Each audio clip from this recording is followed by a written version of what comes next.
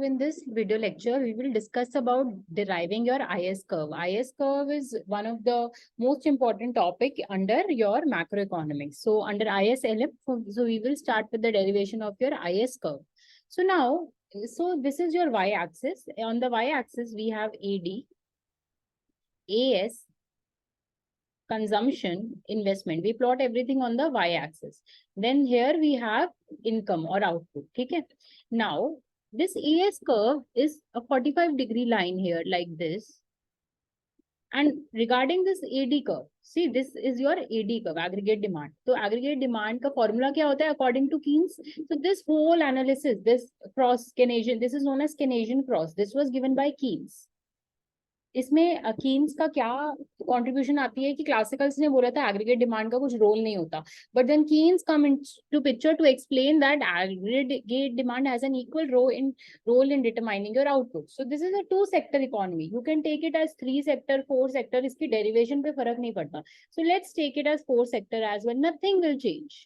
और 2 sector 3 sector nothing change. तो AD ऐसे ड्रॉ होगा इसमें. अब ये क्यों होता है एडी ऐसे draw? Here you need to go to the Keynesian cross. अब सपोज करो एक इकोनॉमी में रेट ऑफ इंटरेस्ट कुछ था और income was Y level. Now in this case suppose automatically तुम्हारा रेट ऑफ इंटरेस्ट एक इकोनॉमी का गिर गया. ठीक है, जब रेट ऑफ इंटरेस्ट गिरता है तो उस पर किस चीज पे क्या फर्क पड़ता है सबसे पहले देखते हैं. देखो, रेट ऑफ इंटरेस्ट गिरने से सप्लाई पे कुछ फर्क नहीं पड़ता. जो फर्क पड़ता है डिमांड पे पड़ता है. डिमांड पे क्यों? क्योंकि यहाँ पर एक इन्वेस्टमेंट कंपोनेंट है. डिमांड पे देखते हैं. ये एग्रीगेट सप्लाई कुछ नहीं है, it is the supply which the producer is supplying.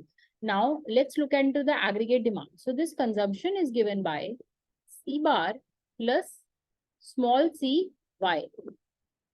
So this is your autonomous consumption. This small c is your MPC. This y is your income, right? This I is given by as I bar minus small b I. So this is your investment function. I bar minus b I.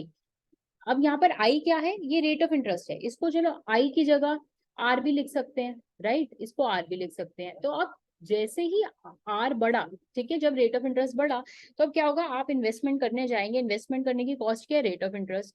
तो जब जैसे ही cost बढ़ गई investment की तो investment आप कम करना चाहेंगे. तो इसलिए यहाँ पर एक माइनस साइन दिया. तो आर और आई के बीच में एक नेगेटिव रिलेशन है. जी जो है ऑटोनॉमस है, ये ना आर का फंक्शन है ना वाई का फंक्शन है. एक्स भी यानी एक्सपोर्ट्स भी ऑटोनॉमस है, एम भी हम ऑटोनॉमस पे ले रहे हैं. तो अगर तुम्हारा आर कम हो रहा है, so only thing that is changing in this Keynesian process, your investment will go up. जब इन्वेस्टमेंट अप जाएगी, सी यहाँ पर हम एग्रीगेट डिमांड प्लॉट कर रहे हैं, ठीक है, अगेंस्ट इनकम लेवल. तो यानी अगर इतनी इनकम होगी तो उसमें डिमांड कितनी होगी? इतनी. और ये कैसे निकालेंगे? सो ये एडी का फॉर्मूला है यहाँ पर. इसी ये दोनों वैल्यूज को हमने यहाँ पर रख दिया तो एक तुम्हारा एडी आ जाएगा. अब इसमें तुम्हारा एक इनकम यहाँ जा रहा है. See there is an income here, right? So जब इनकम यहाँ जा रहा है, एग्रीगेट डिमांड आपका डिटरमाइन हो रहा है. तो यहाँ पर एक इनकम लेवल के लिए एक एग्रीगेट डिमांड होगा जो वाई एक्सिस पे प्लॉटेड है. इनकम ज्यादा होगी तो there is another aggregate demand. So this becomes your aggregate demand curve. इसकी प्लॉटिंग कुछ नहीं है. सपोज इनकम 5 है, ठीक है, बाकी सारी वैल्यूज गिवन है. इस एग्रीगेट डिमांड में वैल्यू डाल दो, तुम्हारी एक वैल्यू आ जाएगी.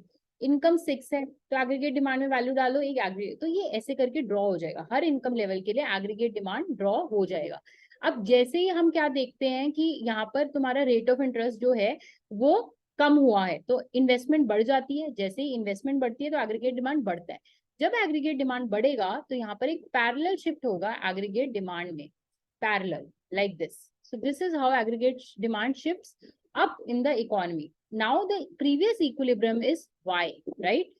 वाई स्टार बोलते हैं इसको, equilibrium level of income. This is your Y star dash. So now you see your income level has increased.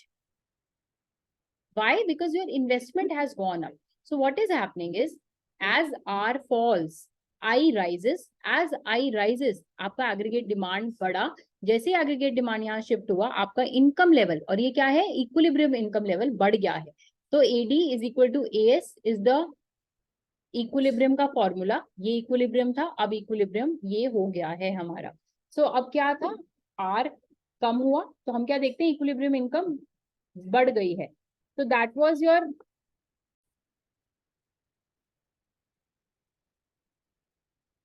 So when this R falls, आपका इन्वेस्टमेंट बढ़ा, एग्रीगेट डिमांड बढ़ा, यहाँ शिफ्ट हो गया, आपकी इनकम भी बढ़ गई, तो यानी R कम होने से आपकी इक्विलिब्रियम इनकम बढ़ रही है. Similarly this will happen for all R. R जैसे जैसे कम होगा, इनकम वैसे वैसे बढ़ती जाएगी. So this demand curve becomes downward sloping. This is nothing but your IS curve, investment savings curve. Why it is known as investment saving curve, we will discuss. But now you see, it represents all the combinations of equilibrium where your aggregate demand is equal to aggregate supply, right? तो ये एक point था, aggregate demand is equal to aggregate supply. ये दूसरा point था जहां aggregate demand is equal to aggregate supply. तो ये इक्विलिब्रियम लेवल दिखाता है. वेरियस इक्विलिब्रियम लेवल का जो लोकस है वो तुम्हारा IS curve, investment saving curve है. व्हाई? बिकॉज सी यहाँ पर एग्रीगेट सप्लाई है, ये एज इट इज रहेगा. Now this is C plus I. Take this at C+2 sector economy, right? In this case you Y is nothing but AS is nothing but your Y, C plus I, right? You take C here in this thing. So this becomes Y minus C is equal to I.